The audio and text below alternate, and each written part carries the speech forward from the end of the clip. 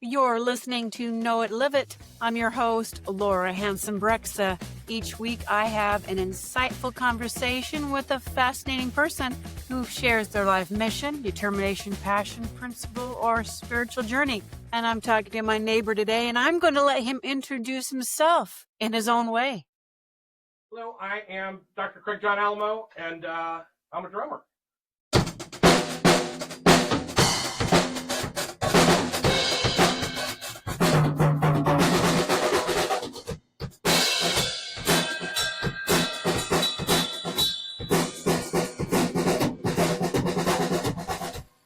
Just in case you missed the name, Dr. Craig John Alimo. Craig, you're a drummer, among other things, but I'm going to talk to you about your drumming. You're my next door neighbor. I love hearing you play the drums. Glad you don't practice at 4 a.m, but I love to hear you play. And I love that you haven't called the cops on me or yet for being too loud or anything like that. I think I'd call the cops if I didn't hear you drumming for a wellness check, actually.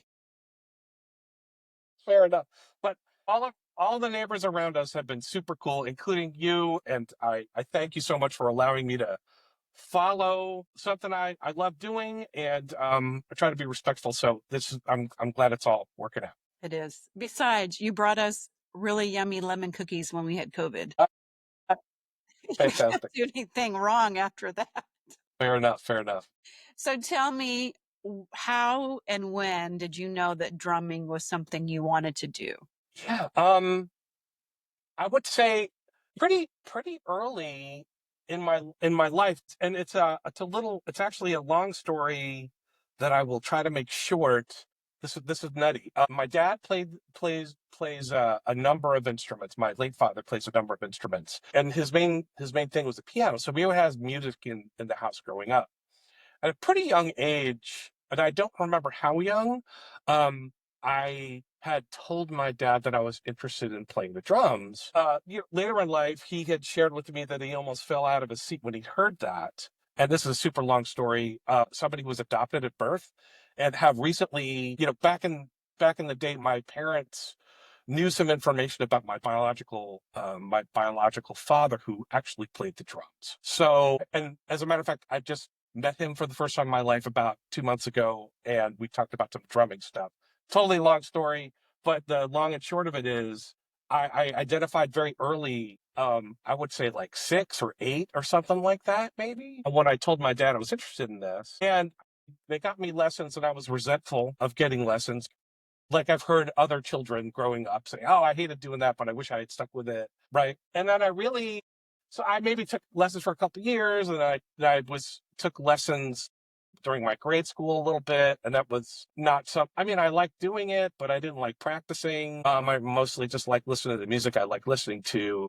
And in high school, I think I actively started playing the chair. What I mean by that, my parents had this old sort of wingback chair, like from their grandparents, that was old and they were ready to throw out, but I like put towels on it and would like play along with music and use facing the chair as if it were a drum kit in front of me. And I started doing that, and I eventually got a kit, played a little bit in high school with the band in high school, which was super fun. Yeah, maybe a couple of bands.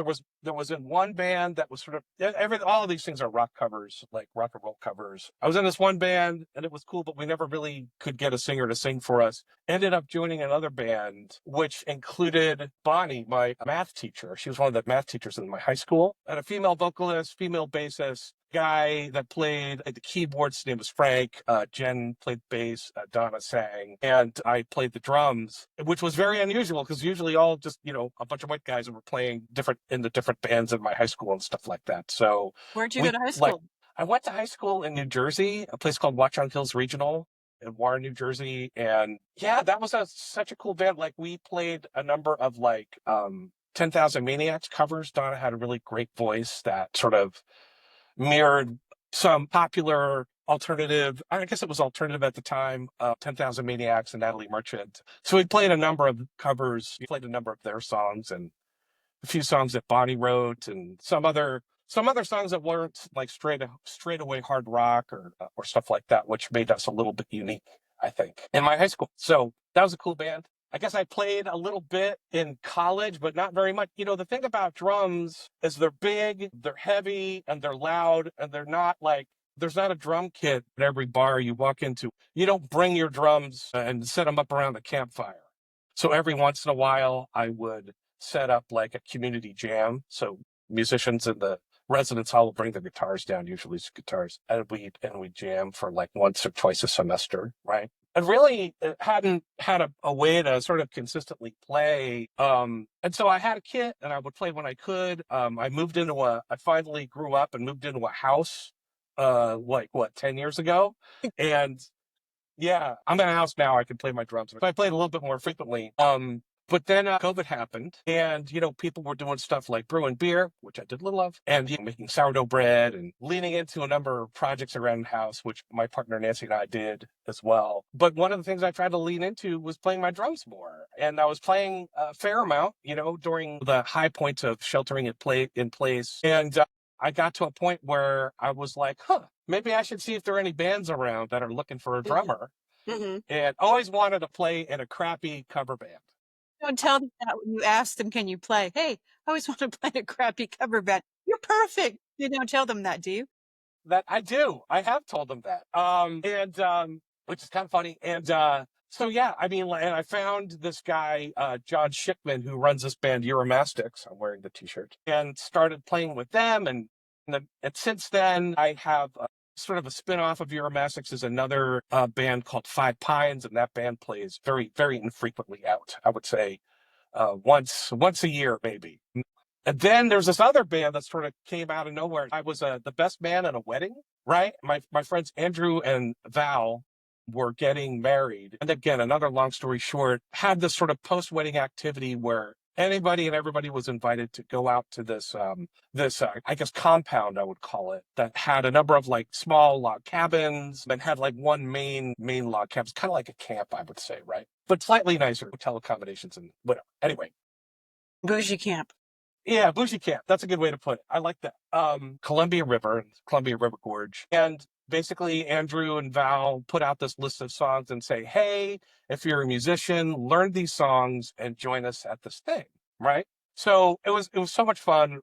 We played for hours and hours, and there were some folks that were left over from that who wanted to continue to play. So this other band called Hedgefire, which is a joke of a name because the guy who got married, his name is Andrew Hedges, and his last name we made into like Hedgefire, and just totally. That sound like teenage boys coming up with this. Exactly. That was the vibe that we were going with the. And also, I hope they're not listening when I say this is. We're not great, but it's sort of like my goal of being in one of those crappy cover bands. So we're not crappy. But it's still a heck of a lot of fun when I get. They're up in Seattle though too, which makes it a little bit hard for practicing. I have some setups here with mics and all this crap, and have the ability to potentially, I should say potentially, because we haven't actually done it yet, potentially practice remotely. So I'm hoping to do that on short order with my friends up in Seattle. Excuse me, in Portland, because that's where they are. So how much pressure is off when you put the cap at crappy? That's a good question. Yeah, I mean, I think it is when I say that, and I think that the folks in Hedgefire would agree with this, that we do this for fun. We're not looking to necessarily make it our day jobs. Although it would be super cool if it was. It's not something that any of us, we all have day jobs. Everybody in Uromastyx has day jobs. Five Pines, we all have day jobs. There's even this group of dads that come over occasionally on Sunday mornings that I jam with. They all got day jobs. Actually, one of us is retired. None of us are looking to do this for fame and fortune. So maybe John, though. John, the guy who runs Uromastyx, I think he would love to do this full time. So Seems like a crazy type of employment. Seems like a lot of luck. Being in the right place, right talent, being bodacious enough. Seems like there's obviously a lot of talent and hard work, but it also seems like you also have to be just in the right place at the right time. Absolutely. And to answer your question more directly, it definitely takes the pressure off. I think when I say that, it is more about framing the desire to not have this be like my day job, but it is a hobby. So I guess that saying crappy cover band really is about putting limits on my expectations about where this is going.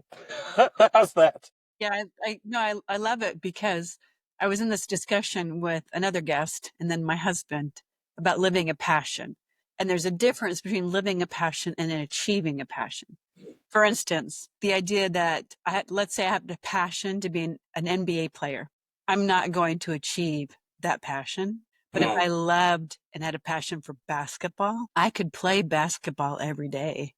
I can learn everything there is to learn about the NBA and the players and the rules. I could live that passion. Can I achieve that passion? Unrealistic. Yeah, So there's yeah, the difference. yeah.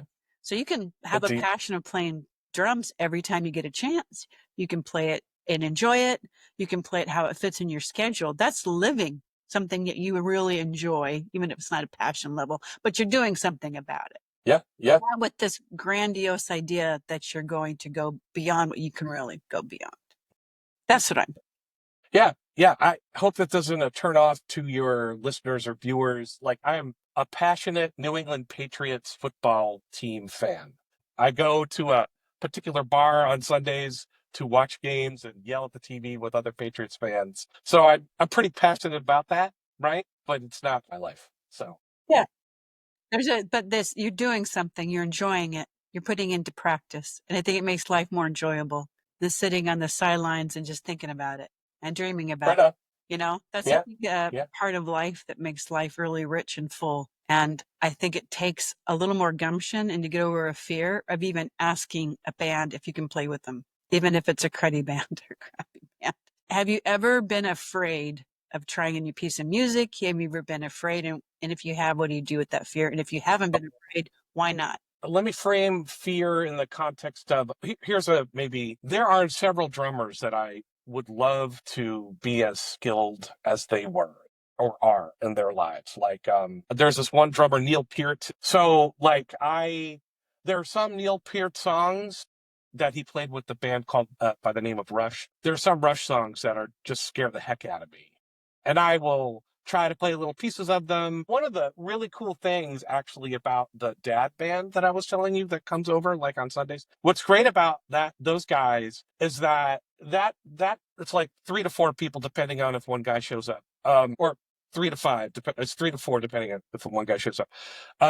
We are just like, hey, what song do you want to play, or what song do you want to learn? So there's a number of songs that I've always wanted to learn to play, and like having these guys to play with it sort of forces me to learn a song that I might be a little bit more intimidated to play. So I might be able to play it in a way where I can fake some of the maybe specific drum beats or the specific techniques or hits that the drummer makes on the drums and the cymbals and all that. But I can work towards it a little bit.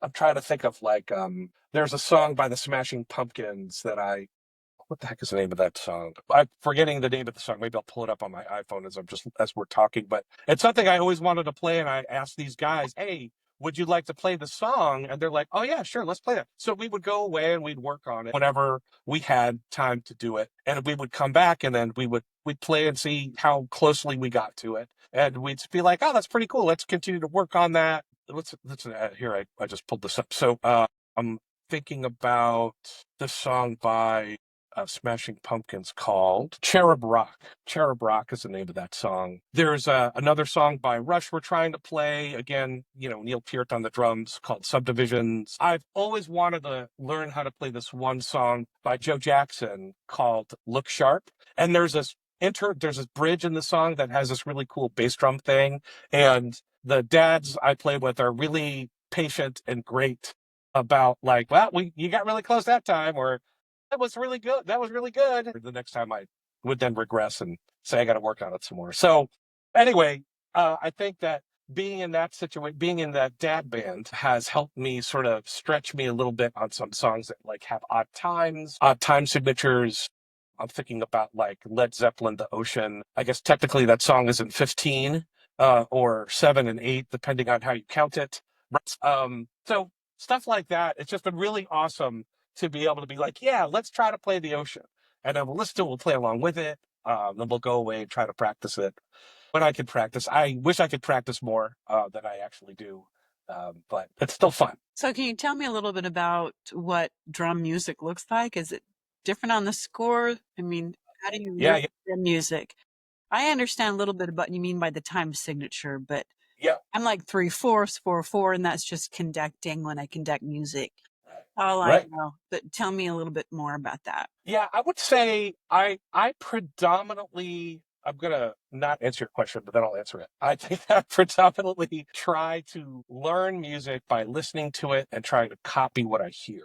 Or I'll look up on YouTube and I'll do a search for drum cover and insert the song. So I'll try to learn from some other people that are doing it, but there is notation. And instead of different lines representing or the space between the lines representing a particular note, there's usually a key on the notation that assigns a particular drum or type of cymbal to that line. Right. So all good boys eat butts, right? Like in music, other types of music, like everything else, right? That has a G clef or an F clef or notation that is more universally known. Usually you have to look at a key to figure out what line is the snare drum, what line is a bass drum, what line are they representing to be like China type cymbal as opposed to maybe ride cymbal. Or there's a particular notation about when the hi-hats are open or when they're closed, right? So it's not like all the other musicians who were looking at noted, stuff that has been A, B, C, around D, F, since. G, and all the sharps and the flats. When you drum music, it's what particular drum you're playing. And what does it also count for what kind of drumstick you're using, whether it's the wooden stick, whether it's the little phrase? Like the mallets or the sticks or stuff like that, or the And there's brushes. the ones with the little padding on the end that looks like big Q-tips. Yeah. All of that can be notated, or is it someone that you just know because you've heard it so long? I mean, how much of it is improvised? How much of it's straight? How much Yeah. you know because you hear it and you get used to it? I mean, that's what I'm asking. Yeah, I do think that there are notations like at the beginning of a song that would say with brushes or with mallets, or it would say something like that, like brushes, um, like mallets, right? Here are Okay. your mallets. And they're connected, aren't they? So they go, They're not, they're disconnected like two drumsticks, but like these are rods. These are rods. okay, So they're a little bit more stiff than wire brushes. Where are my okay. wire brushes? So they all impart a different type of sound. So like here's a brush. These So things are brushes. for those who are listening, the brush looks kind of like a brush, but the bristles would be like really stiff, like spaghetti noodles spread out. Is what it. Yeah. Mhm. Yeah, like wires sort of bound at one end Yeah, and sticking out about 6 inches and fanning out a little bit. yeah. And he Um, unsleeved them; they were covered up, like protected. yeah. And then you even got stuff they call brooms that are like brushes and like the rods, And they but look they're like somewhere in broomsticks. between. Yeah, Yeah, they look like the bottom of yeah, old timey wimey broomsticks, right? yeah. They do. So Yeah. so yeah. So anyway, yeah, but usually that's noted at the beginning of the song if that's the case. But just like you would imagine, sort of the higher pitched drums are higher up on the staffs or on the lines, and the bass drum would usually be at the bottom. Some of the cymbals usually are above the 5 bars, and they usually have X's assigned to them, or X with an asterisk, or X with an O next to it for like an open hi hat, for example, and everywhere in between. And the hi hats are the cymbals. They look like cymbals. Okay, now you see. Now I've never thought about this before because I just Yeah, no, this is cool. so I'm thinking now you've got the different Those are drums hi that have hats. the different sizes. So the different Yeah, drums make the different sizes. You've got several of the circumferences drums. Then right, you right. have all the different types of drumsticks. So you have different sized drums, different drumsticks. You've got the Oh, paddles, whatever those do. So yeah, it's yeah. as complicated as an organ is with the different levels and the different. Oh my goodness! And you got to keep all And that. Laura, you could get it totally into the weeds, Laura, about like the type of tip on your wooden stick. Is it a plastic? Is it rounded? Does it have a flared tip? The type of wood that you use for your stick. I like a particular wood, right? So I've got Japanese oak sticks. I got hickory sticks that are like same size but a little bit lighter, right? You've got jazz. There's so many friggin' variables. And lends itself to a very expensive hobby. When you start getting into the weeds on all the gear, Yes. Wow. Wow. I never even thought it about gets it. expensive. And they put you in the back of the band and you're But hidden. We it's don't see all the magic back there. We don't see the technical stuff. Not magic. We don't see the technicalities because it's all behind right. what we see. What people who are exceptional, you'll see the camera on them, like Neil Peart from Rush. I mean, he has this enormous drum set. Stuart Copeland, who used to play for the Police, now does his own stuff. The only drummer I know is Ringo Starr. And you're in Craig Alamo. You're in Ringo Starr's stratosphere to me.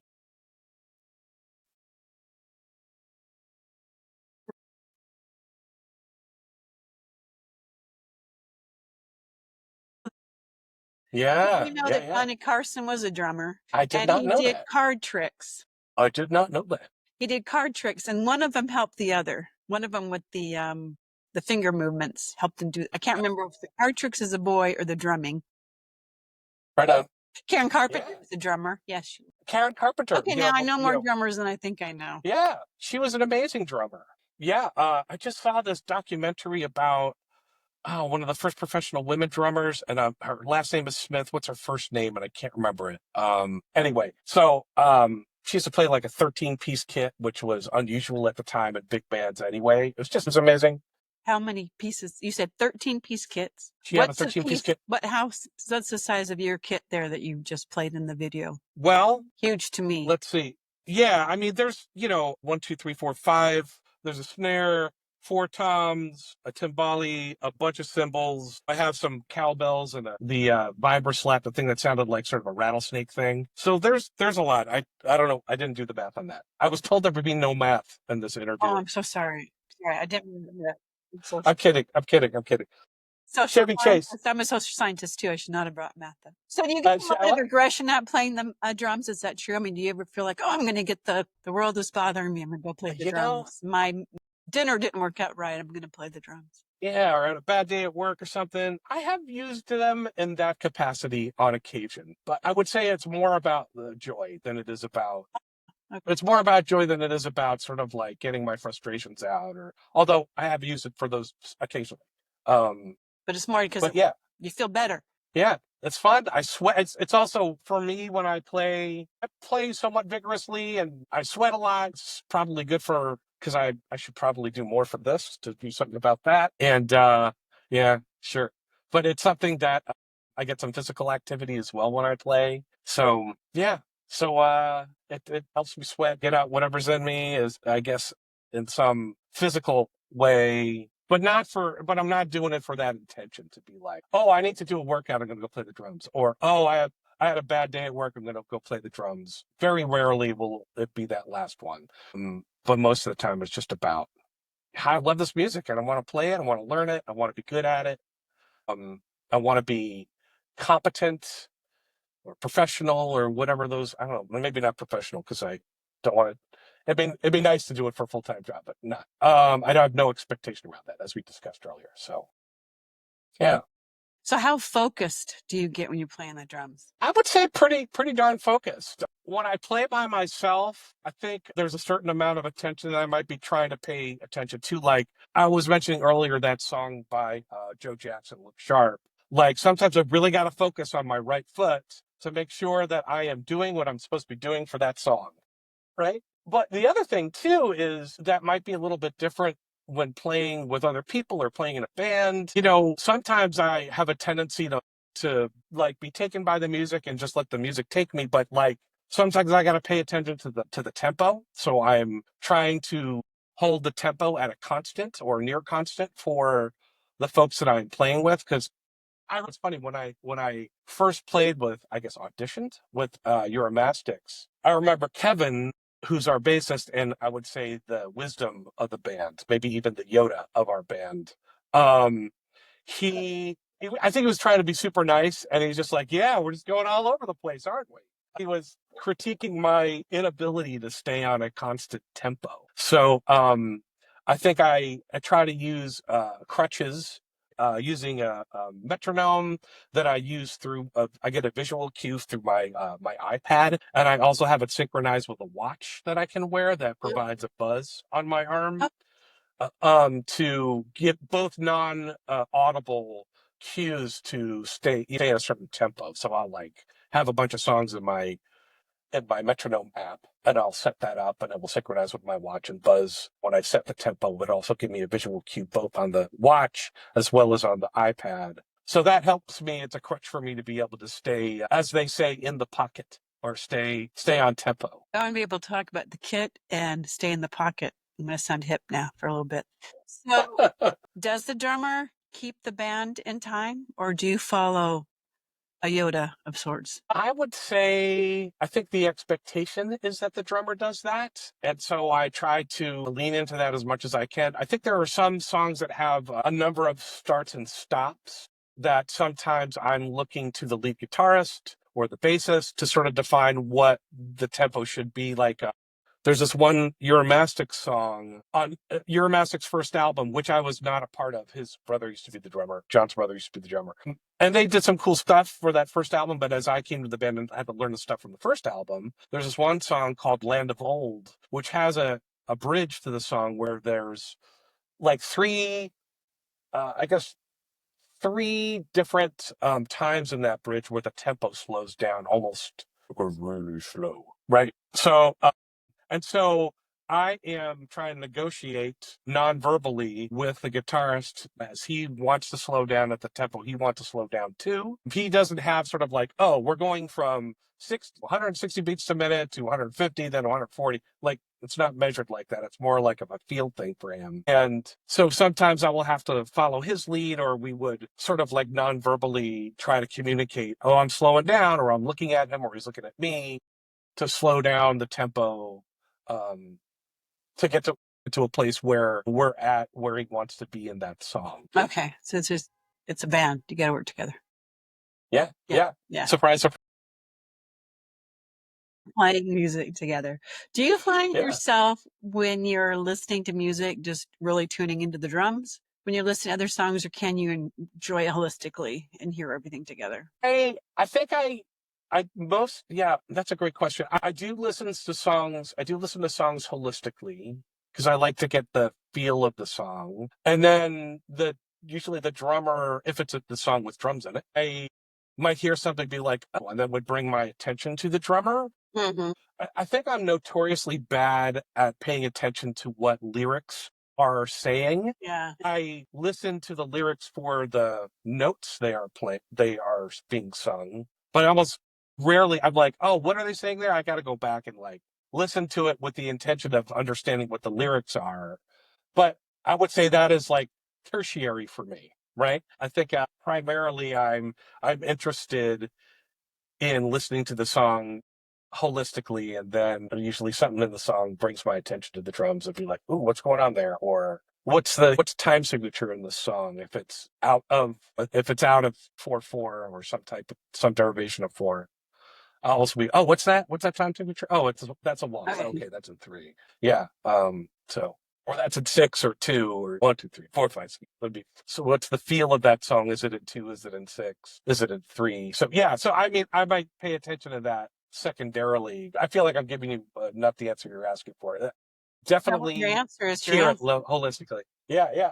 I'm 57. So when you listen back in the words of the 80s songs and you finally get their meaning when you're older, you're like, oh my goodness, I can't believe I was listening to that. Right. Because it's horrible. That's horrible. Yeah. They're like really dirty lyrics, but you didn't get it. Like Jackie Diane is horrible. Yeah, or racist or sexist or something. But you didn't catch on to it because you were just listening to them. You just like the tunes. Yeah. And cut that off. Yeah. Anyway. So when you met up so you had the father who raised you, and I'm so sorry that he's passed. I've lost both my parents, and it's sad. I'm sorry for the loss. Yeah. Thank you. Did you ever get to join him and play music with him? Did. So yeah, there were a number of times that I got to play with him, which was great. So when I was learning, I would occasionally join A quick side story. My father and his brother-in-law, John, two of them for a time when my dad was like sort of early in his career and was doing some side hustling, and he would play out with his brother-in-law, my late mother's brother, who they called themselves the in-laws when they would play at bars and stuff like that every once in a while. And so sometimes during family gatherings, when I was younger, I would play with them. And when I was older and Uncle John had a kit in his basement, I remember there was a few times I was able to play with them on a kit in Uncle John's basement before he passed. But yeah, so that was really cool. Yeah, so there have been a few family gatherings where I was lucky enough to be able to play a little bit with my dad. Well, that's nice memory. Yeah, yeah, indeed. Nice memories. I'm glad you had those. And you said you've met your biological father a couple months ago, and you were able to talk drumming. Yeah, yeah. And yeah, I was like, hey, tell me, because I was telling you about earlier about this Joe Jackson song. I wanted to play better. I'm like, how do you do that thing with your right foot when you play the bass? He was giving me some pointers and stuff like that. So he played a whole lot. He really was a professional drummer. He played out for a number of bands. He's in the New York, New Jersey area. He called himself, what did he call himself again? A first call drummer. So that he would play. There were a lot of people that would be like, oh, you need a drummer, you should call this guy. So he ended up making almost a career out of it. He did other things. He was a chef. He did some work in supermarkets and the like, but he definitely was somebody that was way closer than I will ever be, living that dream of playing full time as a drummer. Eating from playing. From a drum kit to a mess kit. Yeah, exactly. So what changes have you seen in yourself from now that you're a homeowner and you have this space and you're getting more of the kit, because I'm assuming that you've amassed more drum equipment? There'd be fits and stops where I'd buy a lot of gear, and my partner would be like, oh, got another pack today, Craig. I think what getting some of that gear or getting deeper into it is allowing me to do other things. Like I shared earlier about this idea of being able to theoretically practice with other people. Like there is some software out there that allows you to do that. So I've been able to actually play with some strangers just for kicks. And this changed me of like, I'm still a hack. I've been able to sort of set some things up in a way that as a host, I really like to play here because that means I don't gotta lug drums. I remember how I mentioned earlier they're heavy? Yeah, they should come to you. Yes. I really want them to come to me. Yeah. So I try to do that the most. But also like when it came to a gig that Hedgefire recently did up in Portland, helped out with sort of setting up mics for vocals and like using equipment. So I had a little bit of information. I didn't have a ton, but I have a little bit more maybe of information that we are learning together about how to amplify the music that we're playing in public spaces, or what it means to figure out ways to actually mute like these loud things that I hit. So in different spaces, so using different sticks or different types of cymbals or towels on drums or mesh drum heads, or as we talk about the gear and more gear, to sort of, I used to have an electronic drum kit for a little while, and those are very quiet but also not very quiet at the same time, because the strikes of the sticks against the pads or the thumping of the kick pedal or the bass drum pedal hitting the pad still produces enough noise to annoy people. So I think some of that stuff has given me some more insight from my ability, maybe share a little bit of information or to continue to learn with other folks about how to be in a band, how to play out in front of people, or stuff like that. It sounds like you're saying it's increased your confidence and opened horizons, and you've met new people. Yeah, it's funny, different situations, different levels of confidence, right? The more I practice, the more confident I get. That's the thing with Hedgefire, because I live here, they're all up in Portland. Usually my first opportunity to really practice some of the songs we're going to play in person would be like the day before. So I should probably know my crap before I get in the room with them. But I got a nice compliment from the bassist who was like, I thought I was listening to the album when I was playing along with you. I was like, thank you. That was really cool. So when do you think it switches or morphs into a person with a drum to a drummer? Is it a skill level? That's a great question. And I would like to think I don't know, intermediate with the drums, but I'm certainly not a pro. I'm certainly not an expert. I'm no Steve Gadd. I'm no Vinnie Colaiuta. I'm no Cynthia Blackman. Those are all like friggin' awesome drummers. Like I'm nowhere near them. I would say, yeah, I would say I'm a drummer. I'm not a pro drummer. I'm a drummer in a couple of hack bands. Drummer who does it for a hobby. I love connecting to music. I love playing with other people. I think there's something really great about being able to produce music that people like to listen to while you're playing. I think that's really cool. I do like it also as, my day job is kind of hard, and I feel like I said earlier, that playing the drums brings me joy. So I think that, yeah, I think it's a totally sort of different activity that I'm passionate about. I'm passionate about my day job, but it's a different passion, I guess I would say, I'm able to lean into.